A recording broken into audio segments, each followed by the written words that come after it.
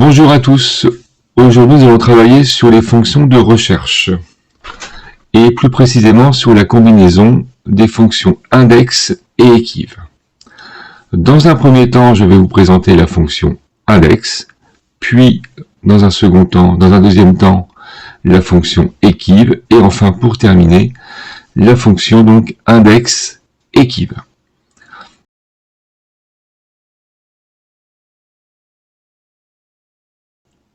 Alors c'est parti. Donc la fonction index va me permettre de rechercher une valeur dans un tableau en fonction de ses coordonnées.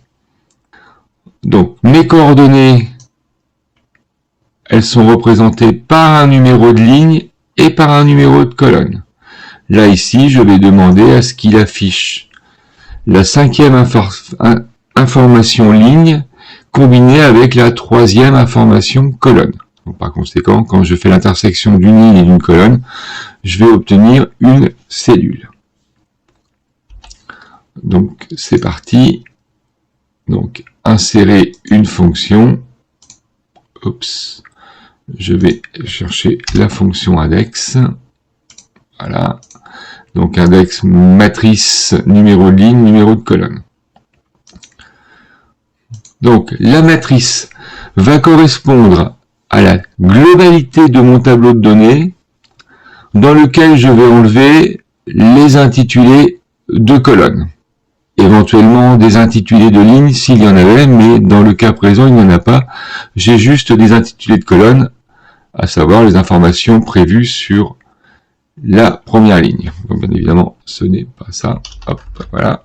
Donc ma matrice va être l'intégralité de ces informations que je peux vouloir afficher, donc comprise entre A2 et C1, c'est-à-dire que il va commencer à partir de A2 et puis après il va suivre les indications que je lui donne avec le numéro de ligne et le numéro de colonne.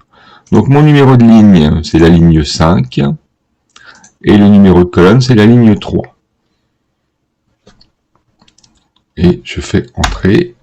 Et il m'affiche 46 en termes de points. Effectivement, si je vérifie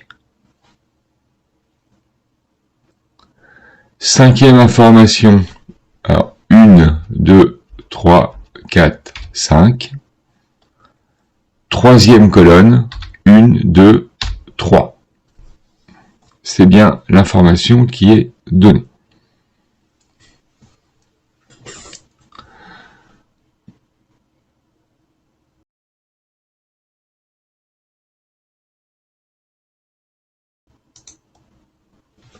Je poursuis maintenant avec la fonction equiv. Donc la fonction equiv va rechercher la position d'une valeur dans une plage de cellules. Et là tout de suite, attention, la fonction equiv n'est capable de rechercher une information que dans une seule ligne ou dans une seule colonne. Donc c'est parti. Donc je vais rechercher la position ici de la valeur lion. Donc insérer une fonction.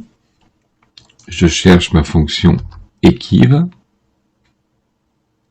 Voilà. OK. Donc valeur cherchée, je recherche lion. Où est-ce que je peux retrouver cette information? Ben là clairement, je peux retrouver l'information dans la deuxième colonne. Donc je vais sélectionner les valeurs de la deuxième colonne. Hein, on rappelle, la fonction equiv, soit une ligne, soit une colonne. Et le type, est-ce que je recherche une valeur exacte ou une valeur approchée? Donc voilà, représente le nombre 1 ou 0 ou moins 1. Donc 0 pour valeur exacte. Et je fais OK. Et donc, il me dit que Lyon est en deuxième position. Ça semble être le cas 1, 2. Hein, si je tape, pour vérifier, si je tape Genève, voilà, en 9e position, 1, 2, 3, 4, 5, 6, 7, 8, 9. C'est bien ça.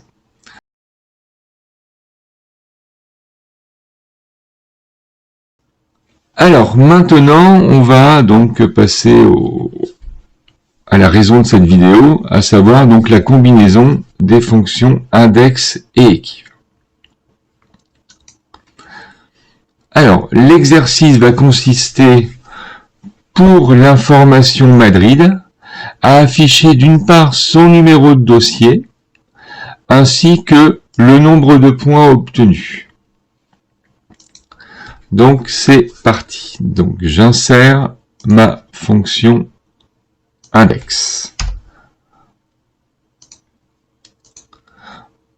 Donc, c'est toujours la même. Donc, matrice, numéro de ligne et numéro de colonne. Alors, c'est parti. Donc, la matrice, c'est celle-ci. Le numéro de ligne, il va être fixé par l'information Madrid. C'est-à-dire que là, si ça ne bougeait pas, cette information Madrid, je mettrais en information ligne 1, 2, 3, 4, 5, 6, 7, 8, ça marcherait. Mais sauf que cette valeur peut bouger. Donc c'est-à-dire qu'il faut que je rende cette information numéro de ligne dynamique. Et je vais pouvoir faire ça en intégrant ma fonction équive. Donc équive, quelle est la valeur que je recherche? Madrid. Où est-ce que je la recherche? Dans ces données-là, donc dans la colonne B, hein, on rappelle, une seule colonne ou une seule ligne pour la fonction équive. Point virgule 0 pour obtenir la valeur exacte. Et enfin, numéro de colonne, ben là ici, ça sera une information fixe, puisque numéro de dossier correspond à la première colonne de ma table de matrice. Donc ici, je vais mettre 1. Madrid correspond bien au numéro de dossier à 8.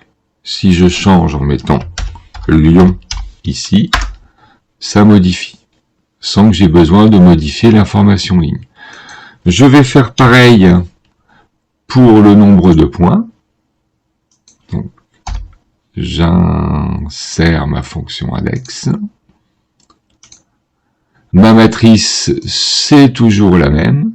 Oups. Le numéro de ligne, le numéro de ligne va dépendre du lieu cherché. Donc, équive, valeur cherchée ici. Où est-ce que je la recherche? Ici, point virgule 0 pour avoir la valeur exacte. Et là, ici, le numéro de colonne, le nombre de points correspond bien à la colonne numéro 1, 2, 3 de ma table matrice, donc 3. Voilà. Et donc, si 41 points pour Lyon, c'est très bien. Si je change et que je mets Londres, donc il doit me mettre normalement A3 et 77. Alors, vous remarquez quand même que cette combinaison de fonctions index équive est beaucoup plus puissante que recherche V, puisque recherche V ne peut faire des recherches en partant de la gauche vers la droite, alors que là ici on voit bien que index équive, on peut faire des recherches en partant vers la gauche ou en partant vers la droite. Voilà. Cette vidéo est maintenant terminée.